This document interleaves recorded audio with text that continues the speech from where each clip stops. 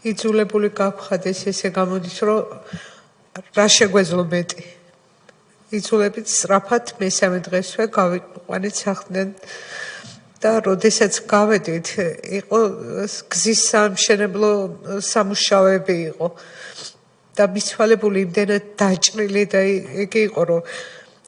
როდესაც მისი გაწმენდა მოხდა ყველა ეს მოდიოდა სისხლი და ვიფიქრეთ რომ ისეთი სწორი ასფალტით წავსულიყავით გზით რომ უფრო მეტი ქანავი და რაღაც არ მოსულიყო რომ ცუდად არ გამოჩენილიყო მიცვალებული და ამიტომ მოგვიწია ბენზედან ქალაქიდან გასვლა ბარცხანით ჩაისუბლისკენ ზედაგზით წასვლა და მათ ეგონენ რომ ჩვენ რაღაცას ვაპირებდით ისეც და იყო უამრავი მანქანები როგორ იცი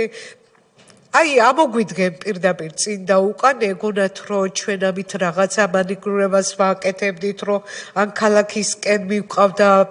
სადმე ან რაღაცა და როდესაც შეუხვიეთ ჩვენს გზაზე სადაც უნდა წავიდეთ უკვე სადაც სასაფლაოა უკვე მანქანებმა დარჩენ ჩვეულებრივად ოღონდაც ვინც ახლობლები გვახდა იგენს ყველას ურეკავდნენ და ეუბნებოდნენ რომ ჯობდა დაეტოვებინათ იქავრობა და გაცლოდნენ სასაფლაოს გაცლოდნენ სასაფლაოს როგორ იცი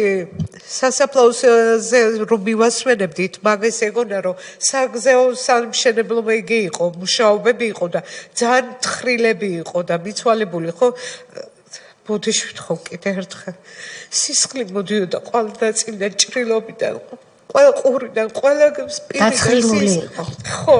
ხო და რო არ გვეწვალებინა წავედით უფრო ასფალტი გზიდან და მაგენმა იფიქრენ რომ ჩვენ ვაპირებდით ალბათ ქალაქში აქციის რამის გაკეთებას ხო მაგენის დადგმული სცენარები და გონიათ რომ ჩვენაც ესე ვაპირებდით და ეს შეიქმნა უცებ შევკრენ ეს მიცვალებულს მივასვენებთ უცხო მანქანები უნომრო მანქანები წინ და უკან ჩამდგარი და მიხვდნენ რომ გადავედით ბარცხანიდან ჩვენს სასაფლაოზე სადაც მივდიოდით იქ უკვე ხო ჩამოგცილდნენ ოღონდაც ახლობლებს ურეკავდნენ რომ მოგცილებოდნენ ახლოს არ ყოფილიყვნენ ჩვენთან ახლოს არ ყოფილიყვნენ იყო სასწაული რაღაცა იგიც კი შეეშინდათ რომ მიცვალებისთვისთვის საფლავი გაეთხარა ვინმე ყველა უარს გვეუბნებოდა შეშინებულები რომ